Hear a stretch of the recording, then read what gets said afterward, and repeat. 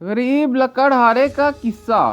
ایک لکڑہارا تھا جو کہ بہت غریب تھا۔ اپنی محنت اور مشقت سے وہ اپنی روزمرہ کی زندگی کے اخراجات کو پورے کر رہا تھا، مگر بہت سے لوگ ایسے تھے جو کہ محنت نہیں کر پا رہے تھے، یعنی کہ وہ بھاری کام نہیں کر سکتے تھے۔ وہ بہت ہی مشکلات کا شکار تھے، ان کو کھانے کے لیے کوئی چیز بھی میسر نہ تھی۔ تو لکڑہارا اپنے گاؤں کے حالات دیکھتا، اس کو بہت دکھ پڑتا کہ کاش میرے پاس اتنا مال و دولت ہوتا کہ میں سب گاؤں والوں کو بیٹھ کر کھلاتا، ان کی مدد کرتا، ان کی دعائیں لیتا۔ تو ایک دفعہ رات کو لکڑہارا اپنے گھر کے پاس کنویں کے قریب ٹھہرا تھا اور وہیں سے گھڑا اٹھا کے پانی ہی بھر رہا تھا کہ دیکھتا ہے کہ اس کنویں میں اس کو ایک سونے کا صندوق ملا۔ تو جیسے ہی اس نے وہ صندوق کھولا تو اس میں بہت سا سونا تھا، جس کو لکڑہارا دیکھ کر بہت ہی چونک گیا۔ اس کی خوشی کا کوئی عالم ہی نہ تھا، وہ سن ہو کے بیٹھ گیا جیسے کہ اس میں اب سانس ہی باقی نہ بچی ہو۔ تو اس نے وہ سونے کا صندوق جلدی سے اپنی جھوپڑ پٹی میں لے جا کے بند کیا اور دیکھا کہ اتنا سارا سونا ہے کہ اب تو وہ پورا کا پورا گاؤں تک خرید سکتا ہے۔ تو لکڑہارے کے دل میں اس سونے کو دیکھ کے لالچ پیدا ہونے لگ گئی۔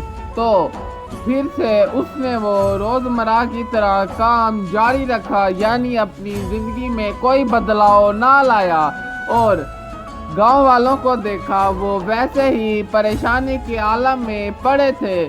تو لکڑہارے کا دل ہی دماغ بدل گیا، کہنے لگا کہ ایسے پڑے ہیں، کام نہیں کر سکتے، چپ کر کے بیٹھے ہیں، اپنی زندگی کو گزارنے کے لیے آخر محنت کرنے کی تو ضرورت ہوتی ہے۔ تو لکڑہارے نے ایسی ویسی باتیں کرنا شروع کر دی، حالانکہ مال و دولت سے پہلے کہتا تھا کہ مجھے اتنی مال اور دولت مل جائے کہ میں گاؤں کو سدھار سکوں، اور جب اس کو مل گئی تو کہتا ہے کہ کام چوروں کی طرح پڑے ہیں، اپنی زندگی کے اخراجات بھی پورے نہیں کر سکتے۔